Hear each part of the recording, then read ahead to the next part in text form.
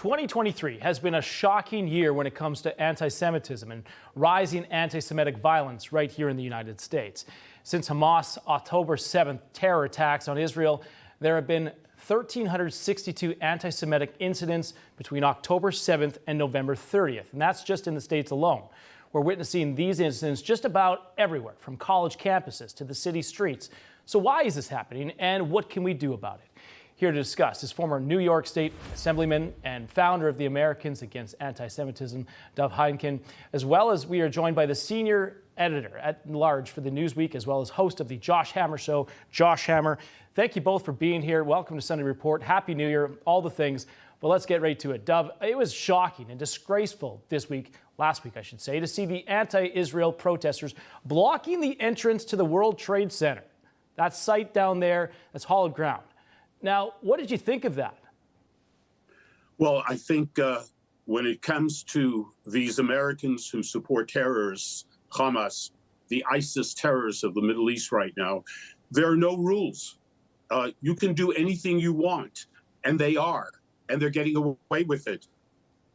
With trying to interfere with travel at Kennedy Airport, where in LA, they're doing it again. Tomorrow, they're going to be at Kennedy Airport. No rules. You can do anything you want. You can violate other people's rights. It doesn't matter because you are supporting the barbarians of Hamas. So it's okay. So unfortunately, sadly, you see these people in the street. Like, what in God's name is wrong with them? Are they aware of what Hamas perpetrated on October 7th against women, against children, burning children alive? That's what they did. And these people are supporting Hamas. It is really a sad commentary, sadly, on young people in this country. And you know, and also the types of places they're now targeting. The World Trade Center. I mean, that's supposed to be someplace that's sacred here in this country, and yet they're allowed to do this. Josh, protesters, as we just heard there, they're targeting airports. It's busy travel times. They're disrupting Americans' lives. They shut down multiple roads heading to New York's JFK Airport. Same thing happened at LAX Airport in California. What should be done, though, to these protesters who not only refuse to allow Americans to enjoy the holiday season, but threaten the ongoing disruptions to everyone's lives? Well, you know, John, it's really quite fitting, right, that the people who are there at the World Trade Center, which, of course, was hit by the deadliest terrorist attack in the history of the United States, they're there to support, as Dov accurately says, the modern-day analogs of al-Qaeda, which is Hamas, which is, of course, completely indistinguishable from al-Qaeda, from ISIS.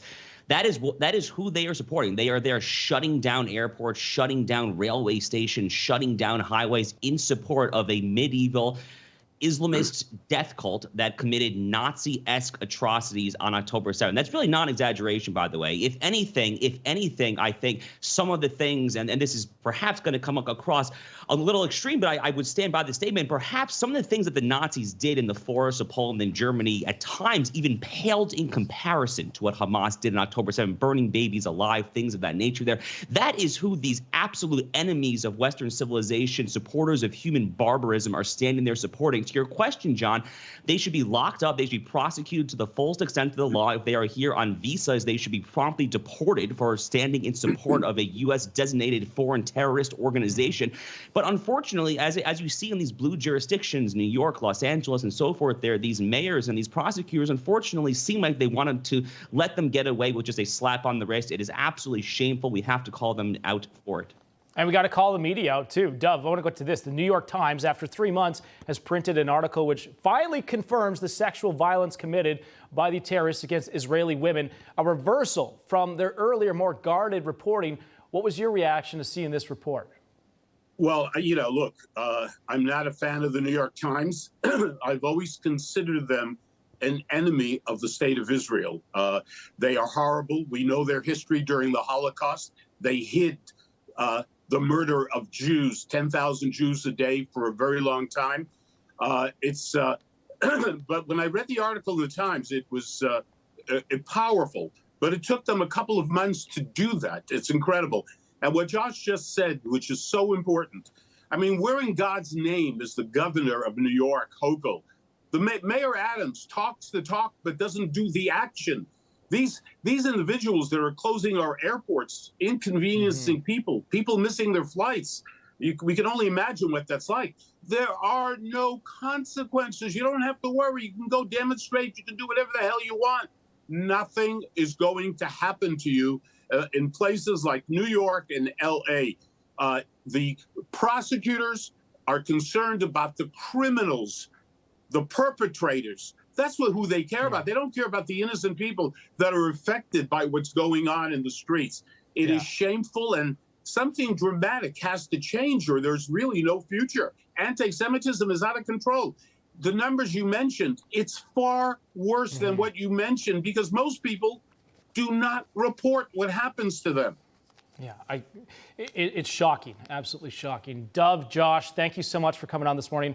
Again, Happy New Year to you. Hope you get to celebrate here today. Happy and healthy to everyone. Thank you. Thank you.